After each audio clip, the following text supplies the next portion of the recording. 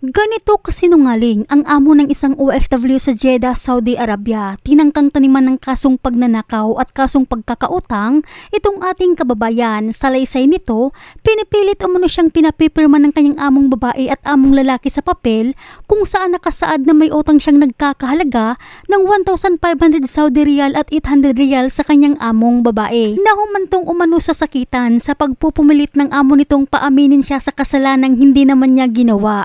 Kaya tumakas ito sa poder ng kanyang amo na ang tanging bitbit lang niya ay ang kanyang pasaporte. Papirmahan ko daw yung papel. Ang nakalagay sa papel is yung cellphone ko na amount na 1,500. May utang daw ako sa amo ko. Ala, abusit ng amo mo. Tapos may utang pa daw akong 850. Uwi daw ako ng Pilipinas. Wala daw akong dala kundi passport lang. Ala? Dumating na yung asawa niyang lalaki. Ayun yung asawa niya yung nagpo sa akin na papirmahan ko. Tapos tatamay ko daw.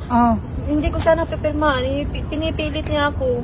Tapos sabi nila nagnakaw daw ako. Nag-video siya sa akin. Sabi niya na yung amo kong babae nag-video, sabi niya sa akin na bakit ka nagnakaw? Hindi ako uminig dun sa video na. Naku mga kababayan, kapag nangyari sa inyo itong ganitong klaseng sitwasyon, wag naman sana, wag po kayong pumirma kahit napipilitin pa kayo, lalo na kung hindi nyo naintindihan kung ano ang nilalaman ng papel. Ipaglaban nyo ang inyong karapatan dahil itong amo ni kabayan, ibang klase. Gusto di umano siya paaminin ng kanyang amo sa kasalanan di naman daw niya ginawa. Video niya kasi gusto niya sabihin ko na pipilitin niya ako magsabi na nagnakaw ako. Paano ka nakatakas? Yung pinto sa mabilis lang kasi yung kasi yung mga alaga ko pagpapasok sila kinaano lang nila. Pinupush lang nila kaya ginaganon ko, tiniming ko nung sa exit, tiniming ko yung may lumabas sa exit, ginanon ko para yung tugma magkatugma yung boses para makalabas ako, hindi nila mahalata na lumabas ako. Anong gagawin ko? Baka mapatay ako doon, na ako sa kanya. Sinaktan ka.